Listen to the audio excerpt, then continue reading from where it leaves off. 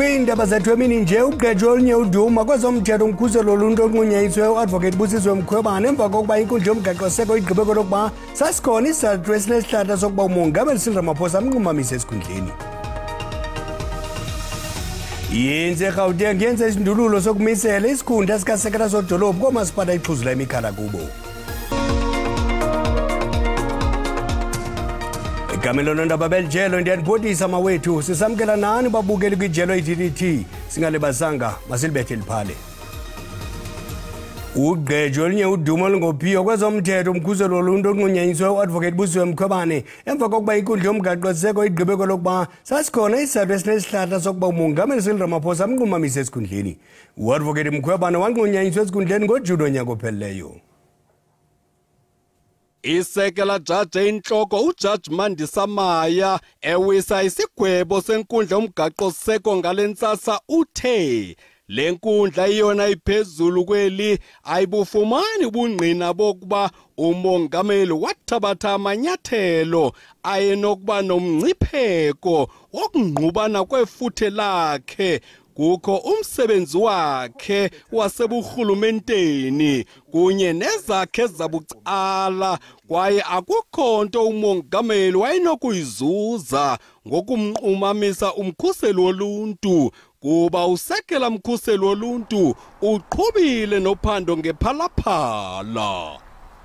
Umongameli akamnqumamisanga umkhuseli woluntu emdlela indlala itsho inkundla yomgaqo-siseko ithe ukunqunyanyiswa kwakhe akumdlelanga ndlala nangaluphina uhlobo kuba uyaqhuba efumana wonke umvuzo wakhe kwaye unethuba elaneleyo lokulungiselela ukuzithethelela kwakhe kuphando lwesection 194 oluphanda ukulungela kwakhe ukuba sesikhundleni.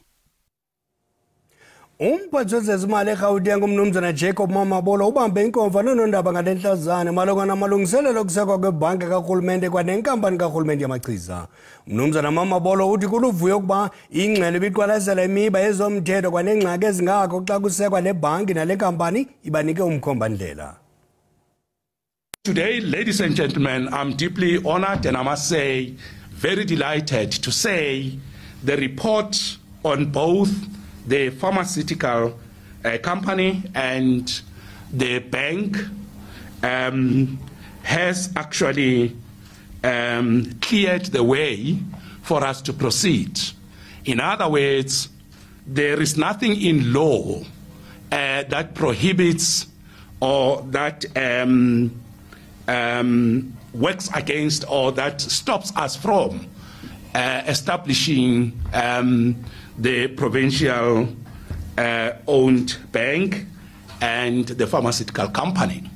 So I must say and emphasize that we are pleased that the legal framework fully supports this process. The report that we have also helps us to navigate the compliance space because it does elaborate what the law says and how we can go through that. So this paves the way for us to move forward. Iyenze eGauteng indulule ngokumisela isikhundla sikasekela sodolophu koomasipala ixhuzula imikhala kubo. Ukube ngumvuka kwingqungquthela yesibili yomasipala yalombutho nejolise kufumaneni izisombululo ngorhulumente bengazathi. Eliqela likwathabathe izindululo sokucutha amanyathelo okuphakamisa izindululo sokuphelelwa lithemba kunyaka mali ngamnye. Kuza kuvunyelwa isibini kuphela samanyathelo angokubonakalisa kuphelelwa lithemba kunyaka mali omnye. I-ANC ithi eliliqhinga lokumilisela uzinzo korhulumente benkazathi. Izixeko ezikhulu ezifana neRhawuti zibe nosekela sodolophu ukuqala kunyulo lomasipala ngo-2021. We are going to create the position of the deputy mayor in all the municipalities to strengthen service delivery. And we've also resolved as the African National Congress in this summit that we are tired of inconsistencies, destabilization, and motions of no confidence that are used to destabilize service delivery. I-ANC ithi ichulumancile ngumqela ehambileyo susela kwingqungquthela yayo yokuqala yomasipala. Ngohulumente olwendibanisela i-ANC ikulawulo koomasipala abalithoba kwabali-11. iTshwane neMidvaal baphantsi kwe-DA. We are ready to defeat them in the next election. We are not worried. We also hear that he says that they will squash all the motions that will come to council. Kunjalo i-Stats SA ithi ifuthe lokutshintshwa kosodolophu nongabikho kozinzo lingabaleka kuphela emva kwethuba. In relation to whether the changes in coalitions are already showing some level of impact in the numbers, it's too early to tell. We haven't seen that yet. Kusenjalo umbutho masipala eli isalga ivakalise inkxalabo ngongaveli elupala kwemipa nokungathathwa koxanduva komasipala. Usapho lwakwaMakhawula kwaBhance eMpuma Koloni lufuna ubulungisa. Ukulandela ukuba kwadutyulwa kwabulawa isizalwane salo unyaniso McDonald Makhawula ekutyholwa ipolisa kweso siganeko nesehla ngoJanuwari ebutsheni balo nyaka. Kwiinyanga ezintandathu ezidlulileyo usapho lakwaMakhawula laphulukana nomntu ebeloxhomekeke kuye. Olu sapho lutyholwa ngelithi alaziswa ngophando olwenziwayo yi-IPID. Nto nje boyikiswa zimoto ezingaziwayo bathunyelelwa nemiyalezo ebagrogrisayo ukuba bayeke ukuphanda elityala. Even amapolisa udlulile yayokwenza i-U10 few meters away. Xa ibuya ivan ibuye yahamba emveni kotata atsho kumkhulwa wakhe ndiviwe nangamapolisa zange kube abuyagqiba uba makacacisa ubana kwenzekani kwathi gunshots kwadutyulwa badubulile amapolisa wabe utata ke uyachaneka apha ngemva enhloko. Akho mntu uright sisa ngoku lamntana bephangela emsebenzini oright eDurban. Ubuyile utya i-treatment ye-depression ngoku ndithetha nawo. Buyele back kwi-treatment ye-depression. Abahlali bathi ukwebiwa kwemfuyo yinto exhaphakileyo kwaBhaca. Noba kungakhona a sort of i-forum ibuildwe kakuhle kuzanywe ukulwa nale beef because abantu abofuye lapha baphumlanga abanye bancamile imfuyo yabo bayithengisile. I-IPID ithi isaliphanda elityala. There are technical reports that still have to be obtained from outside sources, and thereafter the case will be ready for finalization. Inkokheli yasekuhlaleni uNkosana Zolile Makhawula uthi babeke banenhlangano namapolisa ephondo malunga neengxaki ezibagubungeleyo eziquka ukwebiwa kwemfuyo nokungabonakali kwamapolisa. Njingunomzwanele Mngoma kwiindaba ze-SABC kwaBhaca. Kwalapha ezindabeni otyholwa ngokutshisa ipalamente nomqolo obuzandile amafe uvele wadanduluka waqhashambula ngelixa evele ekudleni ngale ntsasa kodwa masithume umntwana evenkileni ebuqala. Sinamkela kwakhona kwiindaba zelijelo uyakwazi ukubukela kwakhona ezindaba kwijelo le-YouTube uthi SABC Iindaba zesiXhosa. Kwinqaku lokuqala sithe uGejo olunye udumo olungophiyo kwezomthetho ngumkhuseli woluntu onqunyanyiswe u-advocate Buswe Mkhwebane emva kokuba inkundla yomgaqo-siseko igqibe kwelokuba sasikhona isebe esinesihlahla sokuba umongameli Cyril Ramaphosa amnqumamise esikhundleni. Otyholwa ngokutshisa ipalamente nomqolo obuzandile amafe uvele wadanduluka waqhashambula kwinkundla ephakamileyo eKapa ngale ntsasa. Ubuyele enkundleni emva kwexesha lovavanyo lwengqondo kwisibhedlele saseMpuma Koloni. Igqwetha likamafe livakalise ukuba liza kuzifunela iyalo ingxelo yengqondo likwaveze ukuba liza kucela ukuba lihleliselwe iveki ezintandathu ityala lakhe. Ujaji Nathan Erasmus ulimisile kwexeshana elityala emva kokuba umafe ephindaphinde esithi wayitshisa ipalamente nokuba kufuneka isuswe eKapa. Must take it to Bloemfontein, that parliament. If you don't take it to Pretoria, it must relocate, it must move here, this parliament. I ban it intentionally. Me, Christmas Zandile Mafe, I wanna ban it more if it doesn't move to Bloemfontein or Pretoria. The service delivery protest which is occurring outside is about my release. Last year was a service delivery occurred 5,000 service delivery, most of it it was a violence service delivery. Load shedding occurred 2,900 hours last year. Load shedding occurred 207 days last year. Load shedding occurred 177 times. I want this parliament to the majority of the people. Njengoko sekukufutshane kube iminyaka engamashumi amathathu yolawulo lwedemokhrasi, ingaba ongasekhoyo uRonnie Mamwepa ebenganaba liphi icebo ukuqobisana nemingeni yentlalo noqoqosho elijongene nayo eli. Lo ibingumbuzo phambili ngethuba usekela mongameli Paul Mashatile esenza intetho ephambili xa bekuphehlelelwa iRonnie Mamwepa Foundation eFreedom Park eBhitoli izolo. Ukhunjulwa ubomi negalelo leqala kwezoqhakamshelwano. Ongasekhoyo uRonnie Mamwepa noayetshotshentla kumzabalazo okutshintsha ubomi babantu. The Ronnie that we knew will be concerned about the plight of the people. He would be advocating for unity and accountability. He would be asking questions about how far we are in dealing with the triple challenges of poverty, unemployment, and inequality. Kuphehlelelwe umbutho ngenzi inzuzo kuhlonishwa lendedeba niyayikhe yathothoza eRobben Island wayekhe walilungu lendlu yoqingqo mithetho eGauteng. Wayehlonishwa kakhulu Mamwepa engumsebenzi karhulumente ophuma izandla. Wayekhe wasebenza njengegosa lezoqhakamshelwano le-ANC nakumasebe aliqela karhulumente.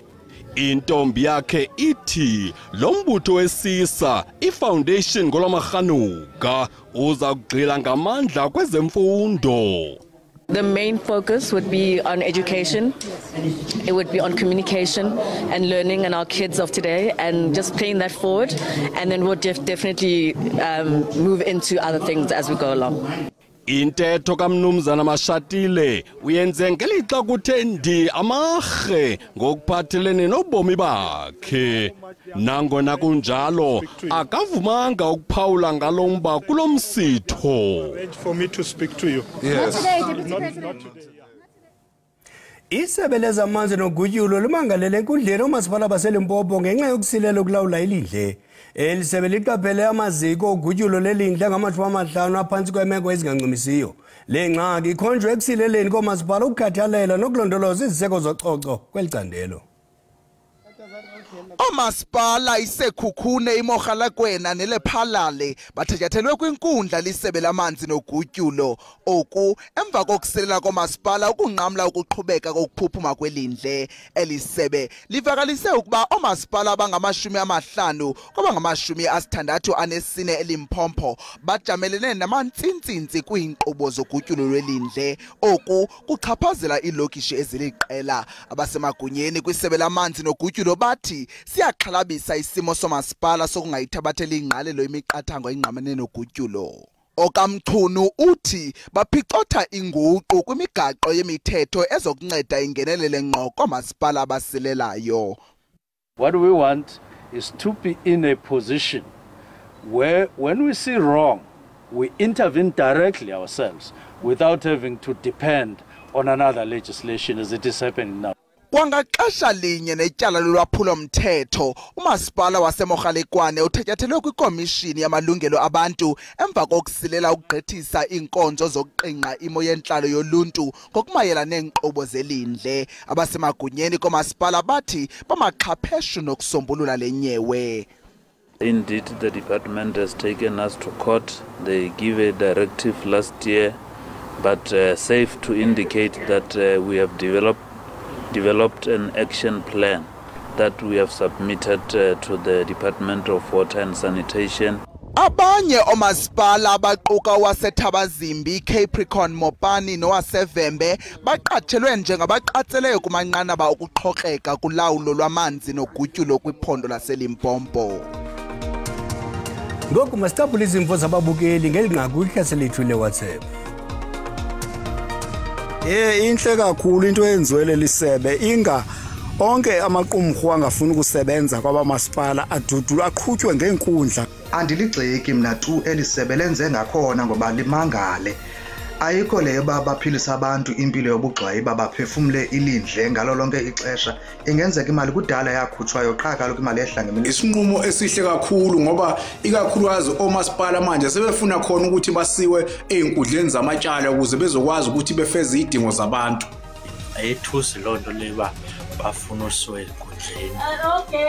Yazi manje ba ndona umsebenzi wabo xa bengazukwazi ukuza nenkonzo. Elisebe lolawulo nogutyulo maliqine liba ngathi liyabasampela enkundleni ndiyabaxhasa.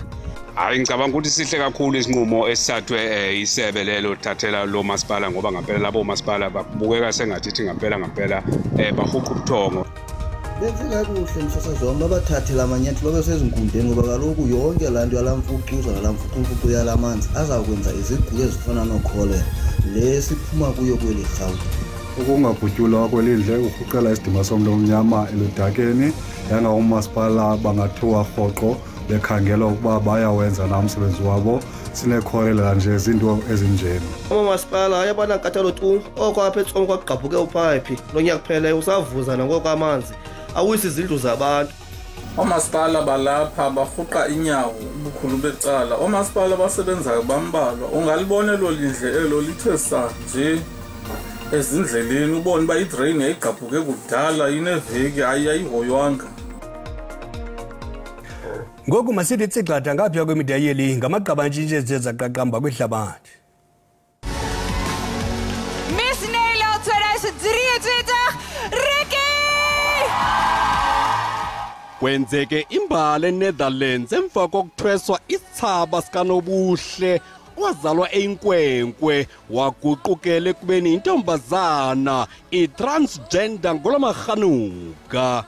Ricky Valeri Khole oneminyaka eyi-22 budala uza kumela elilizwe kukhuphiswano luka-Miss Universe ekuzeni kuphela kwalo nyaka nalapho kulindleke ukuba enze imbali yokuba ngokuqala kwimbali yolukhuphiswano ukuba uyagqwesa. Afterwards, I won the crown. Sadly, not everyone gave me congratulations with my victory. I think that's really sad, but I still have some other contestants who were supporting me and still supporting me. Akasindanga ke kwizigxeko zabanqaxhi kumaqonga ezonxibelelwano. Kuhlasele intabamlilo uLickly Ruthu kwisiqithi iReykjanes Peninsula. Umthutho ovutha madangatye ubuphuphuma noxa kungevakalanga ugqabhuko dubulo njengesiqhelo avakalise oko amagosa karhulumente weli lizwe. Phesheya phaa kookreci izulu bezakhiwo. Isijingitshane nezikhukhula zidlakaze ummandla waseChicago zanyanzelisa ukuvalwa mba kwezikhulo zenqwelomoya kusoyikiselwa ingozi. Akubikwanga zingcwelerha ngesi siganeko. Qakatha qelele kwelamandiya. Izikhukhula zishiye orisho abarhuqa inqwelo begabhule emanzini kwizitalato zaseNew Delhi. Isixeko esinabahlali abangama-20 ezigidi 20 million sigutyungelwe zezikhukhula sanyanzela ukuba uninzi lwabantu luzingele indawo zokugoba ityholo kwiinkampu zokhuseleko. Qonqololo. Ndigalele ngazo kwade kwephuka neyohlanganisa sihlangabezeni sibuya nazo ngentsimbi yesixhenxe ngoNcwalazi amaqondo emozulu ayalandela makube chusi behele.